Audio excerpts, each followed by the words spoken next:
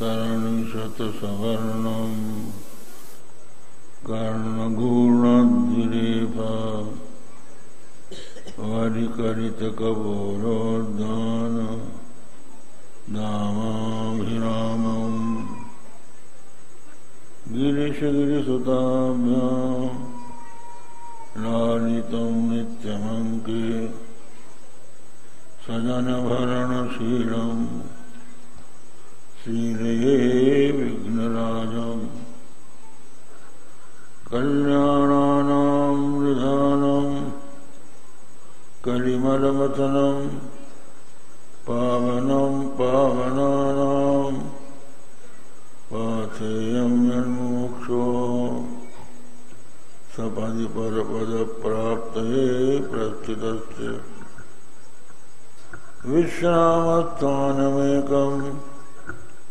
कविवरवचसां जीवनं सज्जनानां बीजं धर्मद्युमस्य प्रभवतु भवतां भूतये राम राम।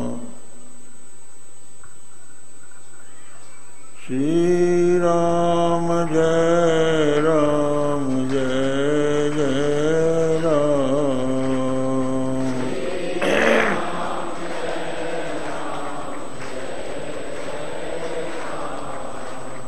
श्री राम जय राम जय राम।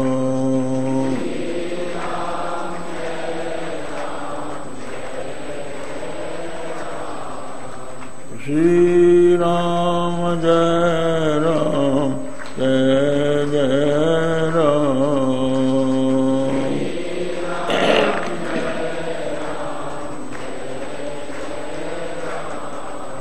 श्री राम जय राम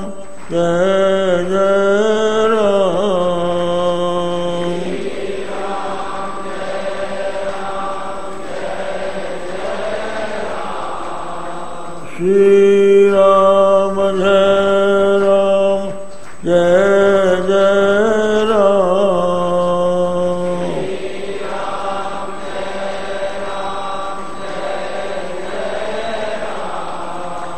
श्री राम जय राम जय जय राम।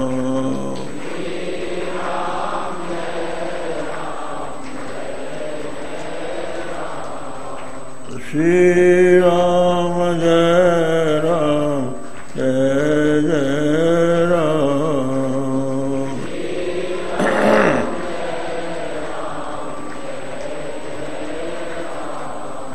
धर्म की अधर्म का प्राणियों में विश्व का गौ माता की गोहत्या हर हर महादेव। सुपस्थित जनों देवियों, आज संस्कृत दिवस है। भगवान हयग्रीव का अवतार दिवस भी है। अभी आपने संस्कृत क्या वस्तु है और उसका क्या उपयोग है, इसके संबंध में सुना। हमारे वेद, वेदांग, स्मृतियां, पुराण और रामायण महाभारत, यह सब संस्कृत में है। संस्कृत के ही माध्यम से हम अपने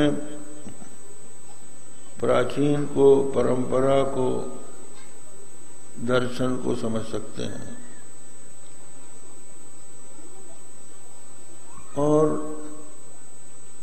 परंपरा से ही जो ज्ञान प्राप्त होता है उस पर हमारी श्रद्धा और आस्था दृढ़ हो सकती।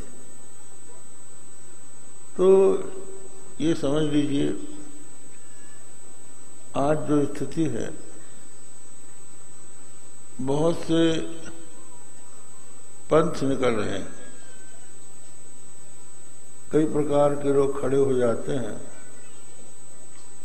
और वो खड़े होकर कहते हैं मैं जो कहता हूं वह सर्वश्रेष्ठ है और मेरे कथनानुसार आप लोग चलिए। तो ऐसे बहुत से लोग एक अपना पंथ निर्माण कर लेते हैं और कुछ लोगों को अपना अनुयायी बनाकर उनको अपने पीछे चलने के लिए प्रेरित करते हैं।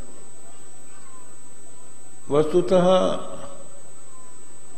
व्यक्ति का अनुसरण अगर हम आप करें तो व्यक्ति में अनेकों दोष होते हैं। वो एक तो भ्रमित भी हो सकता है, प्रमाद भी उसमें हो सकता है, उसकी समझ में कमी हो सकती है और उसके मन में लोगों को मूर्ख बनाने की भी भावना हो सकती है। तो व्यक्ति पर विश्वास नहीं किया जा सकता। हम लोग जो हमारे अनाज या पौरुषेय वेद हैं, जो व्यक्ति के द्वारा निर्मित नहीं है, जो अनादि है और जिनको निर्माण करने वाला कोई नहीं है, हम लोग ये मानते हैं कि ऋषियों ने वेदों का निर्माण नहीं किया है।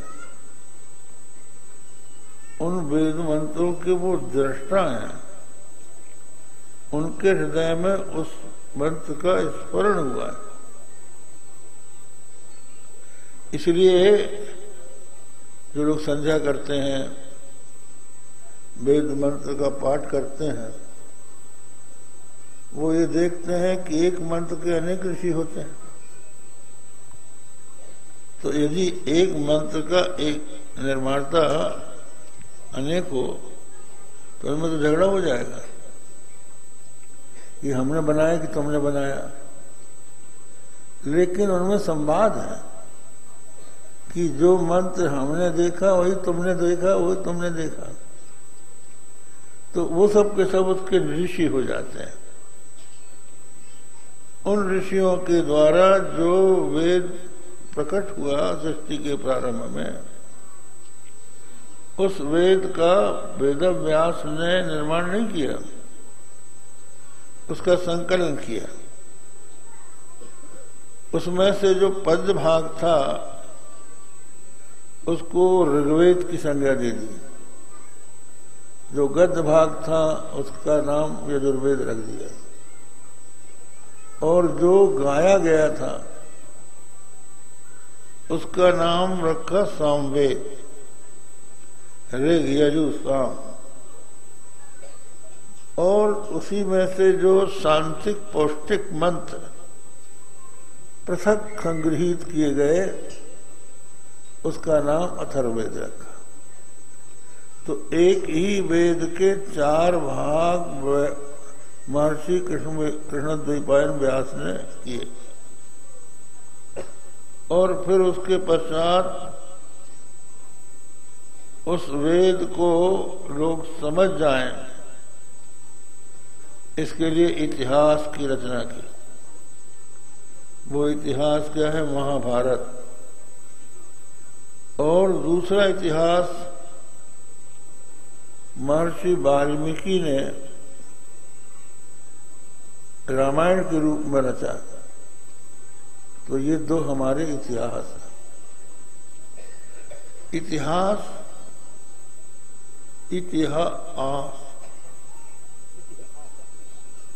इतिहास जो ऐसा कभी हुआ था, तो वो इतिहास महाभारत बतलाता है। और ये बतलाता है कि जितने भी प्राचीन लोग हुए हैं, विद्वान हुए हैं, त्यागी हुए हैं, महात्मा हुए हैं, उन सब ने वेदों का, शास्त्रों का अनुसरण किया है और उसी को परंपरा से माना है। परंपरा का महत्व दिया है वेदों में। इति सूक्ष्मधीराणाम ये न तद व्यतिचक्षिरे, ये हमने सुना है धीरों से, जो उन्होंने हमसे कहा। इति सूक्ष्म पूर्वेशाम यो न तद विचक्षिरे, जो उन धीरों से हमने सुना, पूर्वजों से सुना,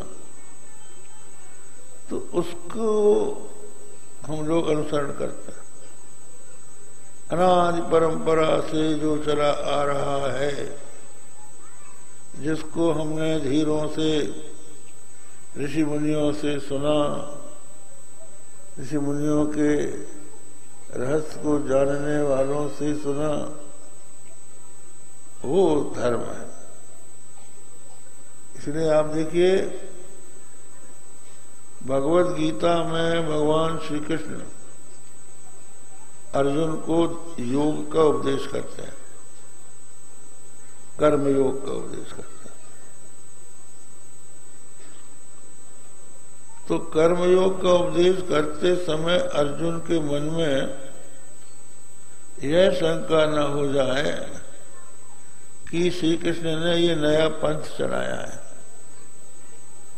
नया मत चला रहे हैं। तो उन्होंने कहा, अर्जुन इमं विवस्वते योगम प्रोक्तवान अहम अव्ययम विवस्वान मनवे प्राह मनुरिक्ष्वाकवे ब्रवीत् एवं परंपरा प्राप्त मिमं राजर्षयो विदुः सकाले नेह माता योगो नष्ट परंतप सएवायं मया तेज्य योग प्रोक्त पुरातना भक्तोऽसि मे सखा चेति रहस्यम् एतदुत्तमम्। भगवान बोले कि जो योग मैं तुझे बता रहा हूं वो उत्तम रहस्य है। रहस्यम योगम उत्तमम, ये जो योग है ये उत्तम है और रहस्य है, गोपनीय है, धारण करने योग्य है। कहा, महाराज आपको कहां से मालूम हो गया? पहले आप बोल रहे हैं। तो भगवान बोले, सृष्टि के प्रारंभ में विवस्वान का जन्म हुआ था, सूर्य का जन्म हुआ। इमं विवस्वते योगम प्रोक्तवान अहम अव्ययम, ये अव्यय है, अविनाशी है। अर्थात ऐसा नहीं है कि पहले नष्ट हो गया हो फिर हमने उसको जन्म दिया हो, वो पहले कल्प में भी था। ऐसा अव्यय योग मैंने विवस्वान को बताया।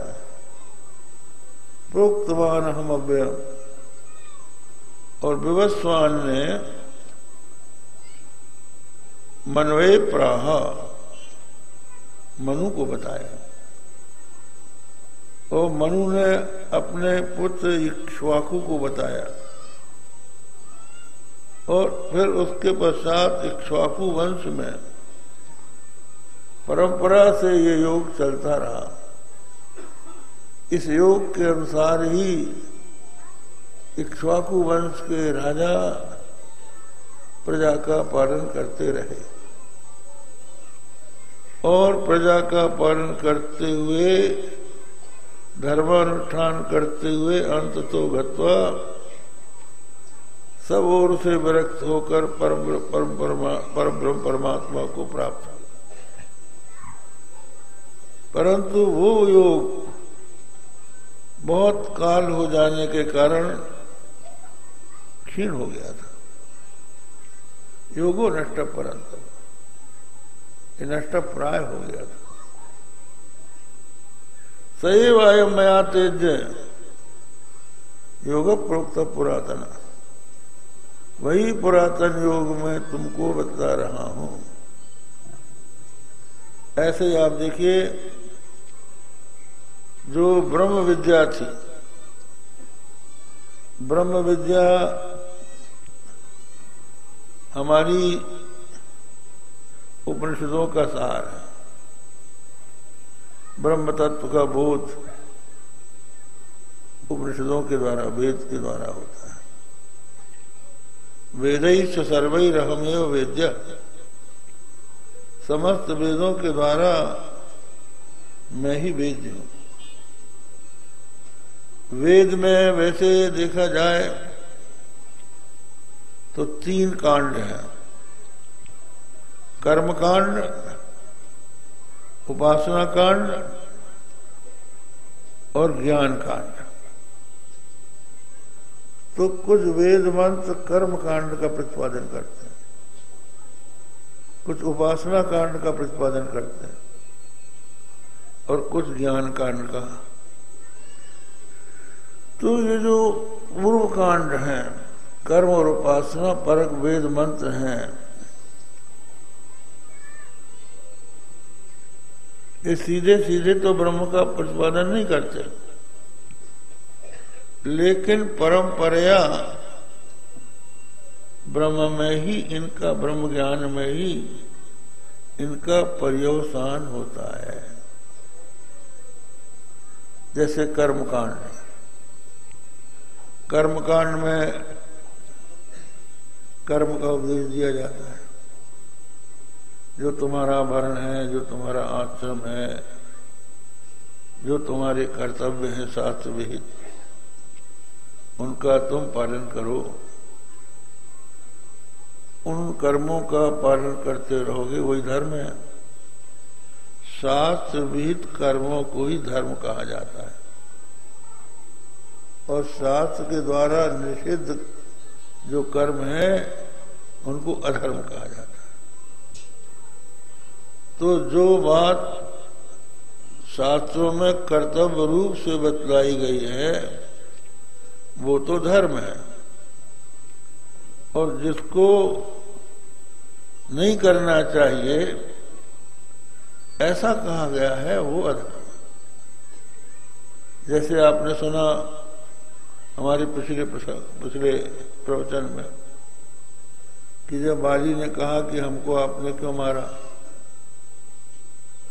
तो भगवान बोले, अनुज बधु भगिनी सुत नारी, सुन सठ ये कन्या समचारी, इन्हीं कुदिष्टि बिलोकई जोई, ताही बधे कछु पाप न होई। तो यहाँ उन्होंने 4 को कुदृष्टि से देखना अधर्म माना। अनुज बधु, छोटे भाई की पत्नी और अपनी बहन, और सुत नारी, अपने बेटे की पत्नी, और कन्या, कन्या चाहे अपनी हो चाहे दूसरों की हो। जो छोटी कन्या होती है वो गौरी दुर्गा का रूप होती है। उसको जो कुदृष्टि से देखता है वो पाप है। ताहि बधे कछु पाप न हो।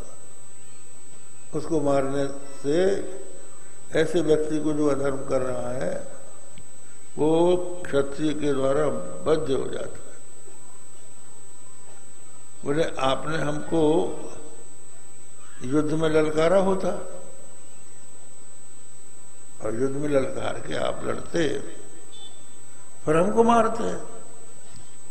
आपने सीधी बाण मार दिया। उन्होंने कहा यह है कि अपराधी को लड़के नहीं मारा जाता, अपराधी को सजा दी जाती।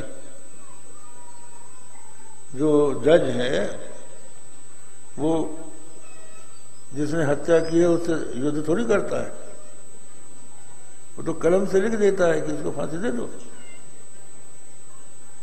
तो उसको, अपराधी को युद्ध से नहीं बल्कि उसको दंडित किया जाता है, उसको युद्ध का मौका नहीं दिया जाता। तो इस समय पूरे भारत का सम्राट राजा भरत का राज चल रहा है, हंसी खेल नहीं है। और उस राजा के हम प्रतिनिधि हैं, इसलिए उसकी ओर से हम ऐसे पापियों को दंडित करने के अधिकारी हैं। इसलिए लड़ने की कोई जरूरत नहीं थी। ये भी एक उत्तर है भगवान का। तो कहने का मतलब यह है कि बहुत सी बातें हैं। एक सज्जन आया हमारे पास कल परसों, कहने लगे महाराज मांस खाने में क्या नुकसान है?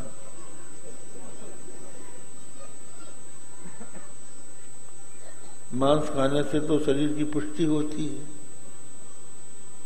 अंडा खाने से पुष्टि होती है, क्या नुकसान है? भगवान ने इसको तमोगुणी क्यों कह दिया गीता में? हमने कहा देखो,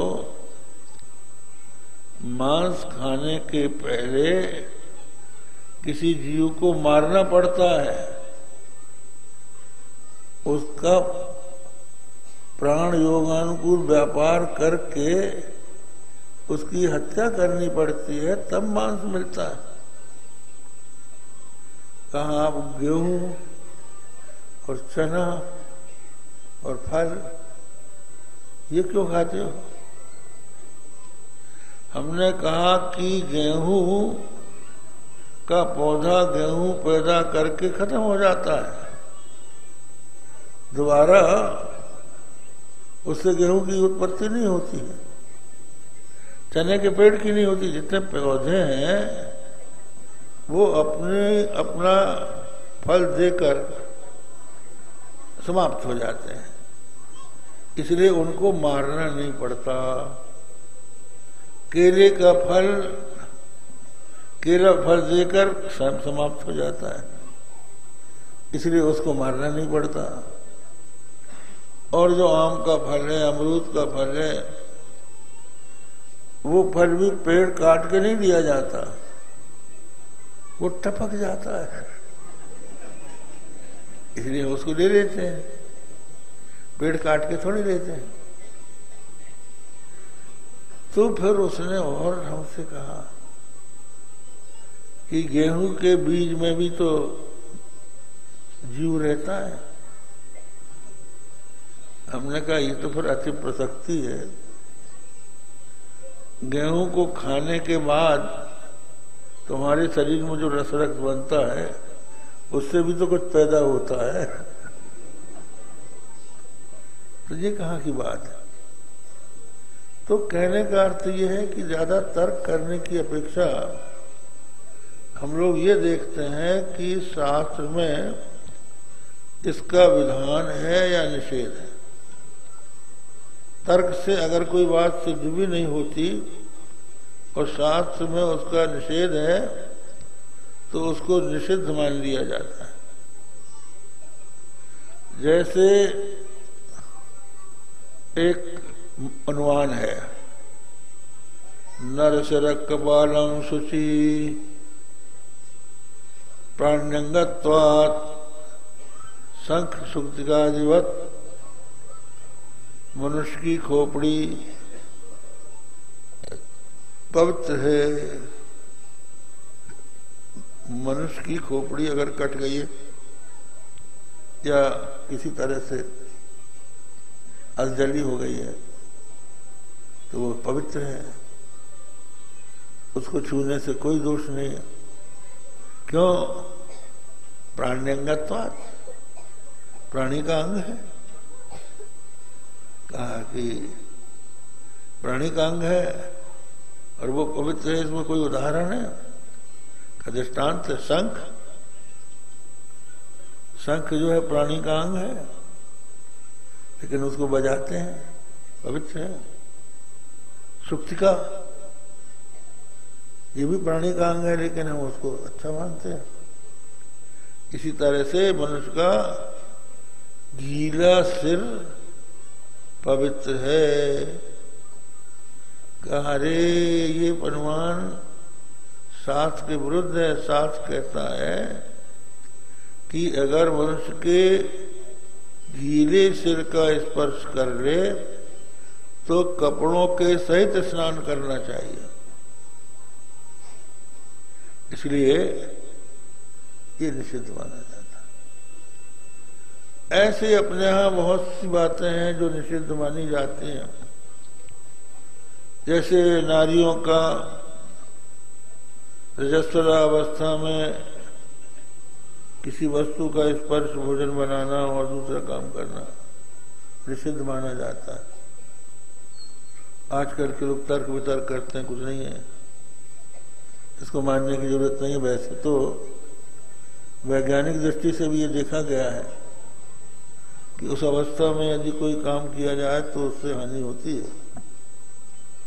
लेकिन हमें तो ये देखना है कि शास्त्रों में इसका निषेध है।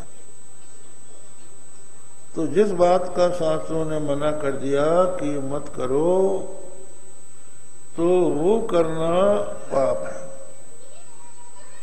उसमें क्यों नहीं लग सकता? जिसका वजह बताया जाए वो वजह उस आदेश को कमजोर बनाता है। जिसमें आदेश का कोई कारण न बताया जाए, वो कहा ये मत करो, वो सही माना जाता। इसी बात को सत्य समाज में होता है। विधि निषेधमय करिमर हरणी कर्म कथा रवि नंदिनी वर्णी। ये साधु समाज की प्रयाग में त्रिवेणी है। एक तो है यमुना। यमुना क्या है? विधि निषेधमय करिमर हरणी। विधि निषेध का उपदेश किया जाता है संत महात्मा। आजकल जो बड़े बड़े पंडाल लगते हैं शहरों में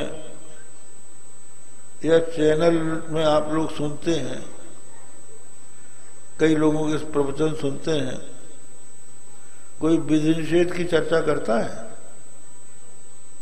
ये करो, ये मत करो, ये कोई बोलता है? कोई चर्चा ही नहीं। तो वो साधु समाज कहाँ है? पहले तो अधर्म से अपने को बचाओ। अधर्म का त्याग करके धर्म का आचरण करो।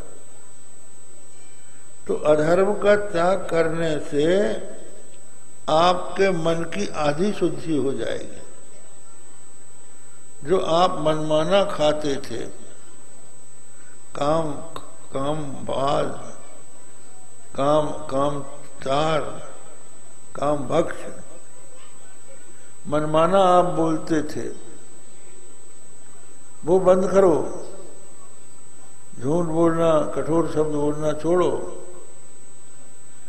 काम भक्ष, जो चाहे जैसा खा रहे हो, सोचते नहीं हो कि ये खाने योग्य है कि नहीं है, जो आया खाना शुरू कर दिया।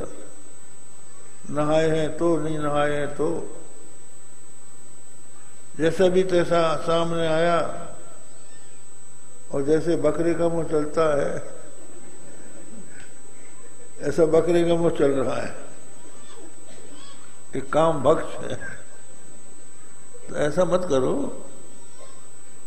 विधिवत भगवान पहले भोग बनाओ, और शुद्ध शरीर से नहा धो के भोजन बनाओ, फिर वो भगवान को अर्पण करो, तुलसी डालो, फिर तदीयम वस्तु गोविंद तुम हमें समर्पये। हे गोविंद, ये तुम्हारी वस्तु है, हम तुमको अर्पण करते हैं। तो मन में ये भावना करो कि भगवान ने स्वीकार कर लिया।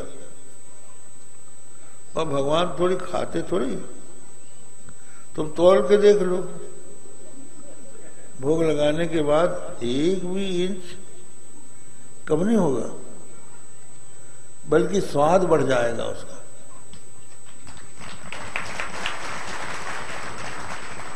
कि भगवान ने अपनी नजर से देख लिया। अरे नजर में गुण होता है। कहते हैं सावन के बरसे और माता के परसे, कहावत है कि नहीं? सावन के बरसे और माता के परसे, वो ये अन्न माता परोस देती है अपनी आंख से देखकर, तो वो गुणकारी हो जाता है। इसीलिए अपने यहां देखो,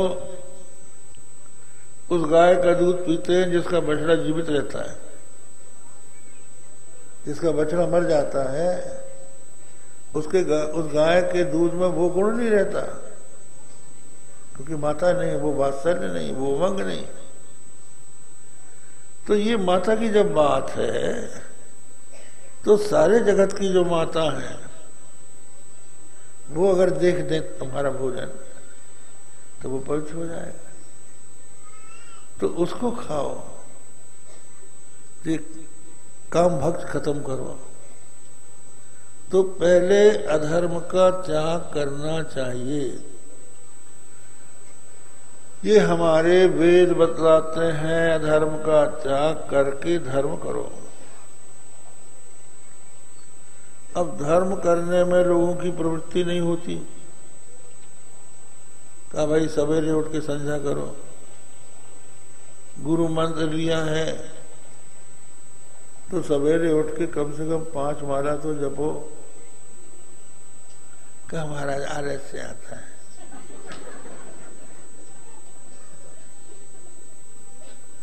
तो करने का जी नहीं होता। तो फिर शास्त्रों ने बताया कि तुम ऐसा करोगे तो तुमको ये फल मिलेगा। फल का लोभ दे दिया। अगर बेटे को बुखार आ रहा है तो पुराने जमाने में बुखार की दवा गुड़ूसी होती थी। हमने खाया है, बुखार की दवा हुई थी ना, जो गुड़ुच होती है ना, गुड़ुच को कुचल के उसका रस और 7 काड़ी नीम की उसकी डंडी, वो जो होती है मोटी मोटी, उसको पीस के उसका रस निकाल लो और थोड़ा सा गर्म करके पी लो तो बुखार दूर हो जाता है। वो लगती है कड़वी। बच्चा कहता मैया हम तो नहीं पिएंगे, हमें कड़वी लगती है। तो माँ कहती है वत्स गुरुचि पिब खंड लड्डू कंते दास्यामी। बेटा तू गुड़ पी ले, अगर तू पी लेगा ना तो मैं खांड का लड्डू खिलाऊंगी। तो खांड का लड्डू खिलाने के लोभ से वो खा जाता है, पी लेता है, बुखार मिट जाता है। तो माता का उद्देश्य खांड का लड्डू खिलाना नहीं है, गुरुसी पिला के उसका रोग दूर करना है, ज्वर दूर करना है। तो शास्त्रों ने प्रलोभन दिया कि तुम ऐसा करोगे तो इस फल की प्राप्ति हो जाएगी, इससे तुम्हारे पशु बढ़ेंगे, तुम्हारे पुत्र हो जाएगा, तुम्हें मरने के बाद स्वर्ग हो जाएगा। तो उन कामनाओं से लोग धर्म का आचरण करते। और फिर ये भी है, कामनाओं का को लेकर कोई यदि धर्म करता है तो ऐसा नहीं है कि केवल प्रलोभन है, उसका फल होता है। भगवान श्री कृष्ण गीता में कहते हैं, कांक्षन्त कर्मणाम सिद्धिम यजंत ये देवता क्षिप्रम मानुषे लोके सिद्धिर्भवति कर्मजा। कर्मों की फल की इच्छा करके यदि कोई कर्म करता है, यजन करता है, तो उसके फल की प्राप्ति उसको होती है। लेकिन जब वो कर्म करते करते, फल की इच्छा करते करते उसका हृदय निर्मल होने लगता है, तो फिर वो उस फल की इच्छा छोड़ देता है। फिर वो शुद्ध हृदय होने के कारण भगवान की ओर आकृष्ट होता है। जो मनुष्य पवित्र अंतःकरण होता है, उसी का भगवान से प्रेम होता है। आप देखिए, जब पानी मलिन हो जाता है, चाहे तालाब का हो चाहे नदी का हो, तो उसकी तरंगें भी मलिन होती हैं। तो जिसका अंतःकरण मलिन होता है, उसके विचार भी मलिन होते हैं, उसकी प्रियता भी मलिन पदार्थों में होती, अच्छे में नहीं होती। मक्खी जो है वो गंदी जगह बैठती है। आप कभी नहीं देखेंगे कि फूल, गुलाब के फूल में मक्खी बैठी हो। वो बैठेगी वहां जहां कोई सड़ांध होगी। इसी तरह से जिसका हृदय मलिन होता है, उसके गुरु भी वैसे ही होते हैं, उसके मित्र भी वैसे ही होते हैं, उसके जो इष्ट देवता हैं वो भी वैसे ही होते हैं। यन्ते सात्विका देवान यक्षरक्षांसि राजसा प्रेतान भूतगणान चान्य यजन्ते तामसा जना। भगवान श्री कृष्ण ने कहा कि जो सात्विक लोग हैं वो देवताओं का यजन करते हैं, रजोगुणी लोग यक्ष रक्षांसि राजसा, यक्ष रक्षों का पूजन करते हैं। कैसे करेंगे, क्यों करेंगे यक्ष रक्षों? उनको ये पता लग गया कि यहां पर गड़ा हुआ धन है, लेकिन यहां पर यक्ष है। जब तक कि वो उसको संभाले हुए है, तब तक वो गड़ा धन निकलेगा नहीं। तो उसको बनाओ, उसकी पूजा करो, होता है ना। जहां धन गड़ा रहता है वहां सांप रहते हैं, सांप कुंडली मारे बैठे रहते हैं। अब वो कुंडली मारे हुए सांपों को अगर आप मार के जाओगे तो वो मर जाओगे, इसलिए उनको राजी करना पड़ता है। तो यक्षाधिकार है वहां, यक्ष जो है वो उनका अधिकार है, तो उनको मनाओ तो वो अपने आप हट जाएंगे, आपको मिल जाएगा। इस लोभ से लोग यक्षों की पूजा करते हैं, राक्षसों की पूजा, ब्रह्म राक्षस का हर्षु ब्रह्म की पूजा कर रहे लोग। आप देखो, वो भी ब्रह्म राक्षस था, लेकिन वो इतना बड़ा ब्रह्म राक्षस था कि उसके कंट्रोल में कई ब्रह्म राक्षस है। तो उनकी पीड़ा जिसको हो गई है वो उनके यहां जाते हैं। और प्रेतान भूतगणान चान्य यजन्ते तामसा जना। तमोगुणी लोग प्रेतों का, भूतों का भजन करते हैं। अब किसी को कोई तकलीफ हुई तो भूमिका बुलाया, कसर है, कछु बाहरी बाधा है। तो महाराज ओमकार जी बताओ, कहा यहाँ पर तो आपको मुर्गा चढ़ाना पड़ेगा, बकरा चढ़ाना पड़ेगा, सुअर का बच्चा चढ़ाना पड़ेगा, शराब की बोतल चढ़ानी पड़ेगी। अब प्रेतों को राजी करो, भैया खाओ और जाओ। और कई लोग क्या करते हैं कि प्रेतों को सिद्ध कर लेते हैं। प्रेत यदि बस में हो जाता है तो कई चमत्कार वो कर सकते हैं। एक व्यक्ति हमारे पास आया, बोला महाराज हमको अपना शिष्य बना लो। तो हमने उसके बारे में सुन रखा था, ये मेरठ की बात। वहां का जो बहुत बड़ा सेठ था वो उसका भक्त था, और हमारे पास उतने बड़े सेठ नहीं आते थे उस समय, तो हम तो उससे छोटे ही थे समझ लीजिए भक्तों की दृष्टि से। और वो आया हमारे पास शिष्य बनने। हमने कहा तुम क्यों आ रहे हो? तुम्हारे पास सिद्धि है, बड़े बड़े सेठ तुम्हारे पास आते हैं, तुम बनारस का पान बुला देते हो,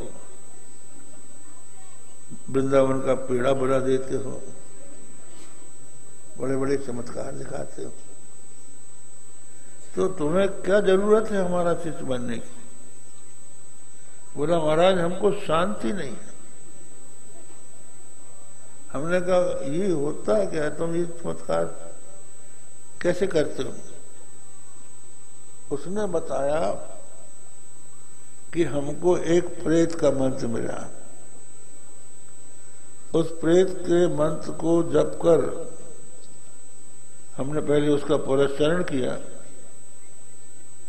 और पुरस्चरण करने के बाद मनुष्य के कपाल में, खोपड़ी में खीर पकाई, और वो श्मशान की आग से पकाई, और मंत्र बढ़ा, और उससे वो खीर का हवन उसी श्मशान में अग्नि में किया। तो वो प्रेत प्रकट हो गया, और उसने कहा कि हम आपके वश में है, जो आप हमसे कहता है हम करेंगे। तो हम उसको जो भी कहते हैं वो कर देता है, तो वो लाके दे देता हम। लेकिन जो वस्तु लाई जाती है उसका दाम भी चुकाना पड़ता है, नहीं तो हमको दंड मिलता है। तो उस प्रेत की पूजा करने लगे ये चमत्कार के लिए। प्रेतान भूतगणान सान्य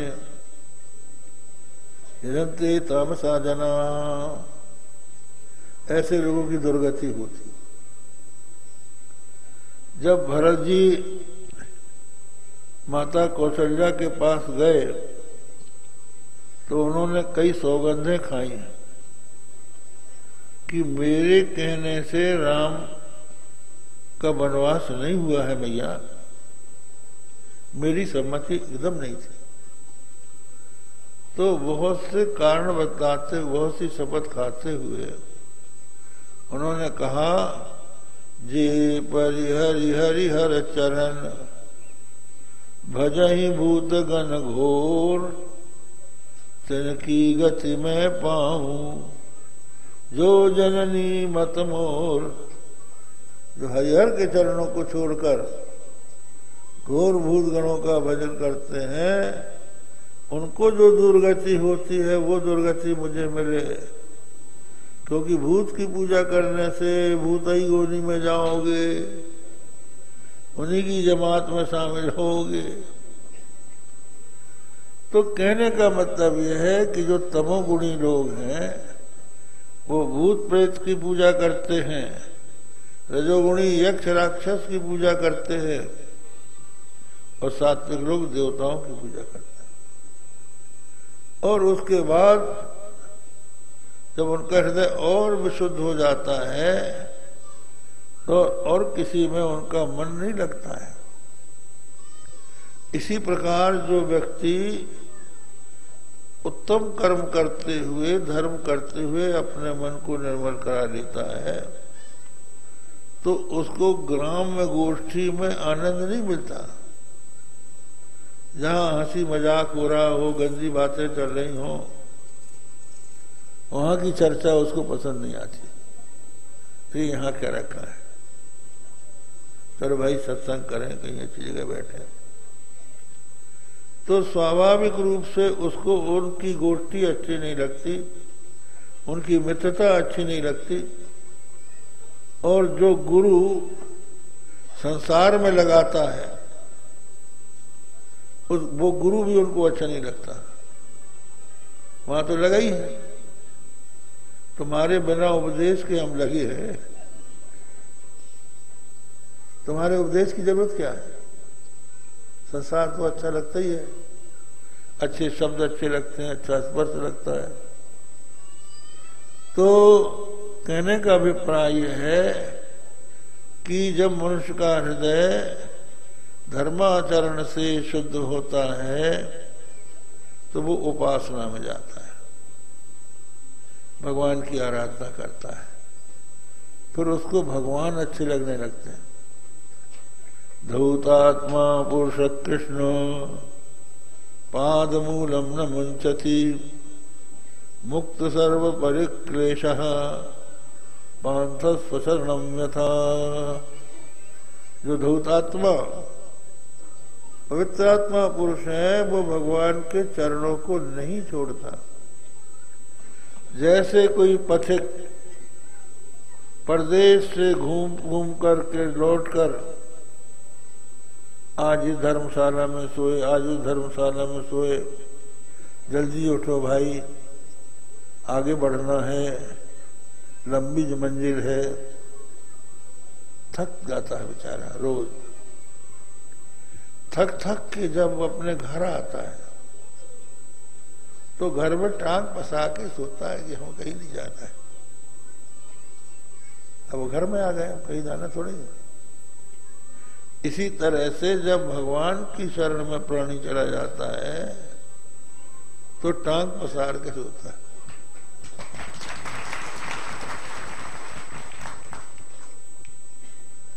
तो ये है पांथस्व शरणम यथा, भगवान की शरण में चला जाए। अब फिर भी ऐसा है कि जो मनुष्य के मन की वासनाएं हैं वो पीछा नहीं छोड़ती। मन में हमारे कुछ इच्छाएं हैं, आकांक्षाएं हैं, वासनाएं हैं, तो हम कहाँ जाएं? तो वो ये कहता है कि हमको जो कुछ चाहिए वो हम भगवान से ही लेंगे और किसी के सामने हाथ नहीं पसारेंगे। दाता एक राम, भिखारी सारी दुनिया। अगर देने वाला कोई है तो राम ही है, और लोग तो खुद ही मांगते हैं, तो उनसे हम क्या मांगे। राम दाता है। भगवान राम के संबंध में वाल्मीकि रामायण में बताया है कि जब भगवान राम के पास कोई धन मांगने जाता था कि हमको धन दीजिए, तो वो मुंह से बोलते थे पहले आपदामेकमागारम आपदामेकमागारम किन्नु वाञ्छसि रे धनम इत्युक्त्वा निज सर्वस्वम अर्थिने संप्रयच्छति। अरे आपत्ति का एकमात्र घर धन है रे, क्यों मांगता है? धन जो है जिसके पास है उसको तो क्लेश ही क्लेश है। धनिकों को क्लेश क्या है? पहला क्लेश है राजतः, हमारे ऊपर इनकम टैक्स न लग जाए,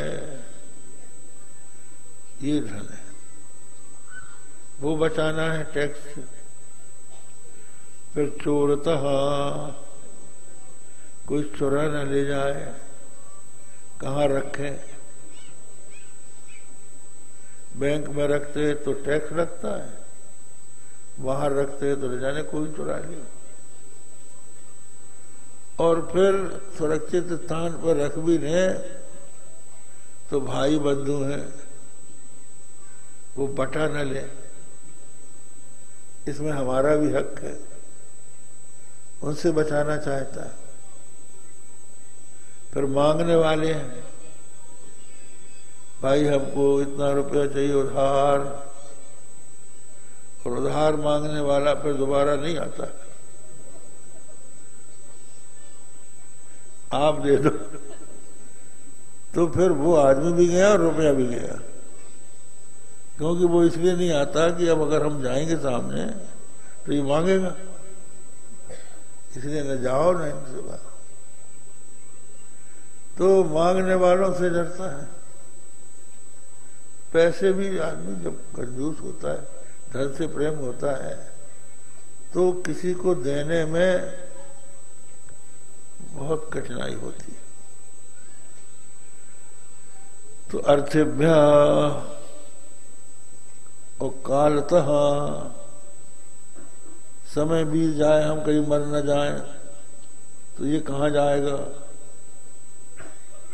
इसलिए उसको छिपा के रखते हैं। कई लोग गाड़ देते हैं, और कई लोगों का तो बैंक में जमा रहता है, और वो कहते हैं जरूरत होने पर हम निकाल लेंगे, और जब जरूरत होती तो कहते हैं अभी जरूरत नहीं है, बाद में जरूरत आएगी, बीच ही मर जाते हैं। तो इस तरह से काल से भी उसको डर रहता है कि कहीं मर न जाए, बड़ा मुश्किल है। एक पंडित जी थे,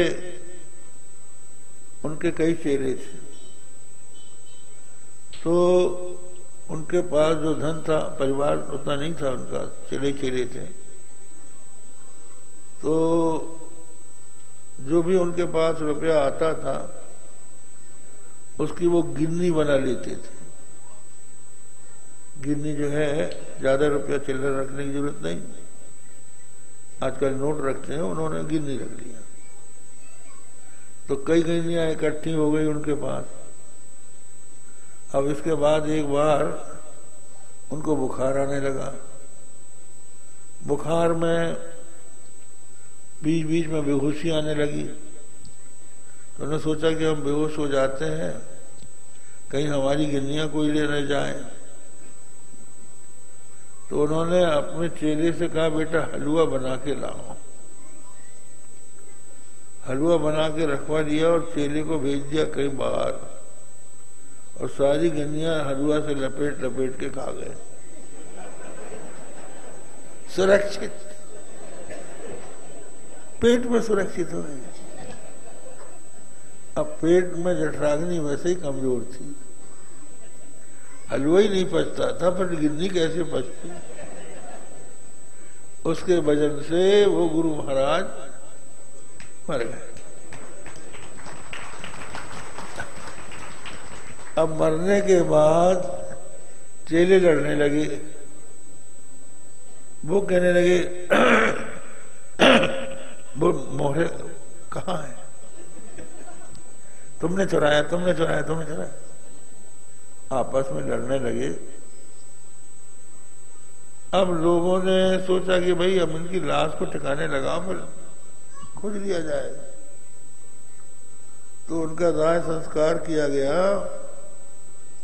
जब तीसरे दिन उनकी राख उठाने के लिए लोग गए, तो वो एक गुट्टा सोने का मिला, जो पिघल के एक हो गया था। तो ये होता है। तो धन जो है, कहीं कोई हमारी हत्या ना कर दे धन के पीछे, और होता ही है, आप लोग सुनते ही हो। तो इस तरह से धन से अनेकों अनर्थ होते हैं, ये भगवान समझाते हैं उस मांगने वाले को। आपदा में कमागारम किन्नुवान शशि रे धनम। तो बहुत से लोग जो है उपदेश करते हैं, इसलिए करते हैं कि उनको देना ना पड़े। दूसरों को उपदेश देते हैं, भाई अगर आपको हलवा खाना है और सोचते हैं कि उसको न दें हम, अरे भाई तुम हलवा खाओगे तो बीमार पड़ जाओगे, और आपने खुद ही खा लेते हैं। तो उसको न देना पड़े इसलिए उपदेश देते हैं बहुत से लोग।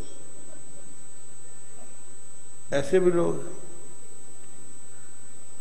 एक बार कलकत्ते में हम लोगों का एक यज्ञ हुआ। उस यज्ञ में एक बहुत बड़े सेठ थे, उनको लोगों ने बुलाया, स्टेज में बैठाया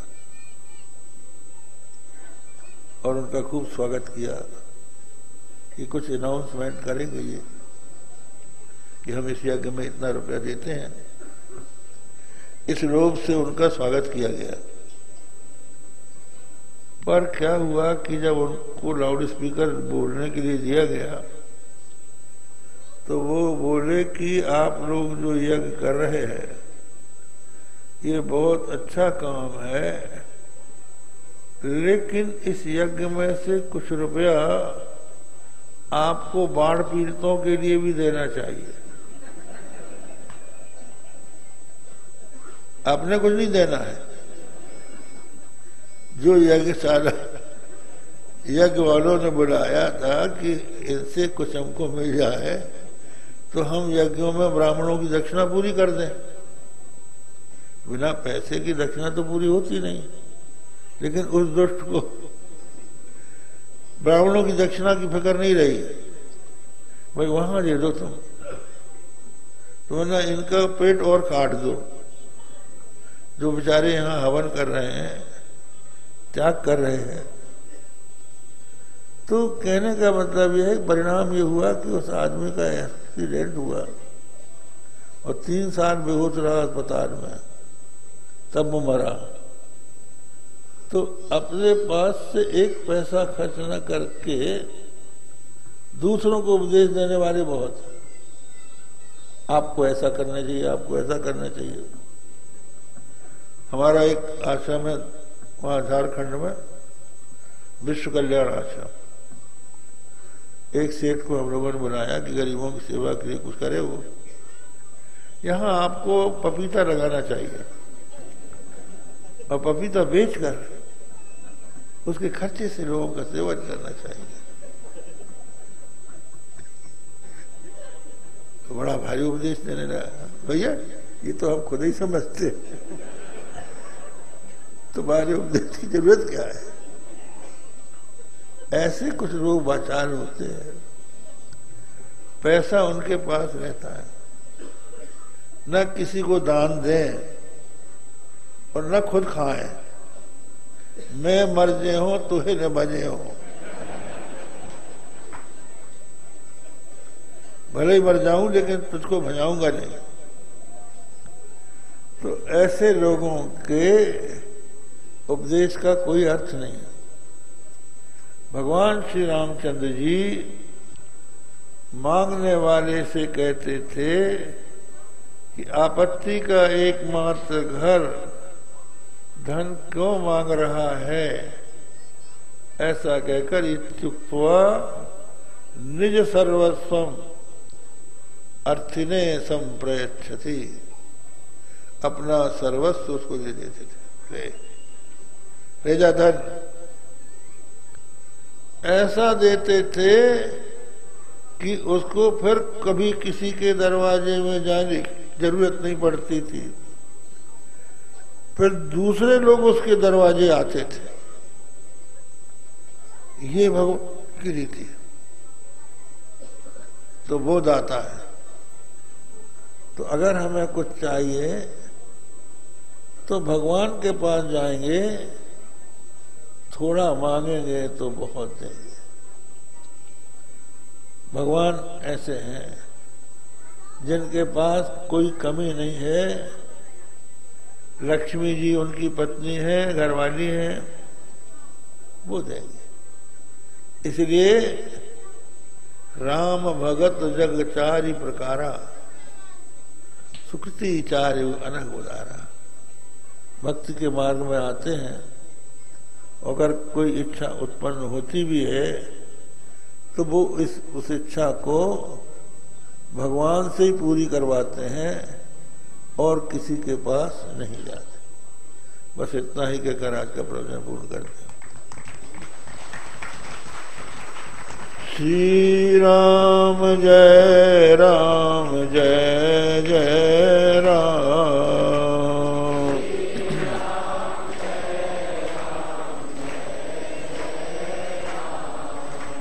श्री राम जय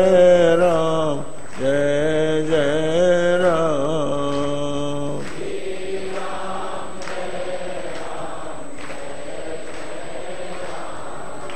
प्यारे जरा तो मन में विचारो,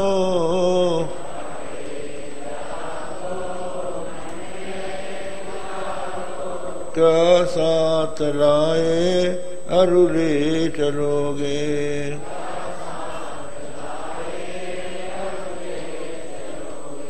जाता सदा साथ यही पुकारो,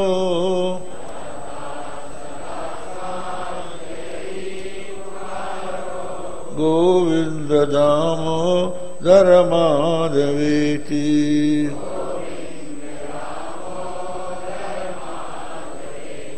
गोविंद दामोदर माधवेति।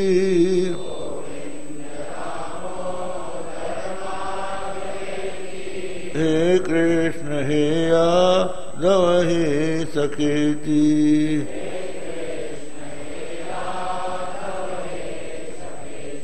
श्री कृष्ण गोविंद हरे मुरारे।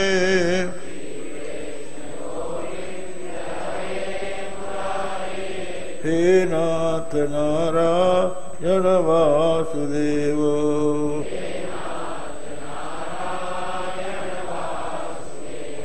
श्री कृष्ण गोविंद हरे मुरारे।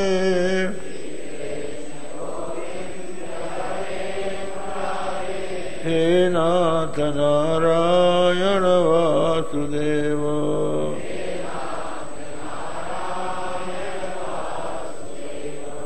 धर्म की अधर्म का प्राणियों में विश्व का, गो माता की गोहत्या।